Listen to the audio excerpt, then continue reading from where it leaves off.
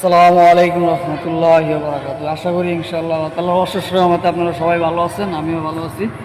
আজকে আপনারা এমন একটা জিনিস দেখাবো, অথবা আপনারা অনেকে দেখছেন, অনেকে দেখেন নাই।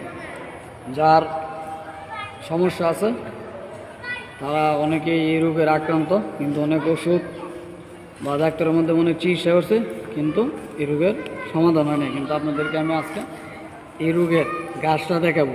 যারা আপনারা এই রোগের জন্য সমস্যায় ভুগতেছেন তারা অবশ্যই এই গাছটা চিনে নেবেন, এবং কি এই গাছের কী গুণাগুণ সেটা আমি আপনাদেরকে বলব। আসলে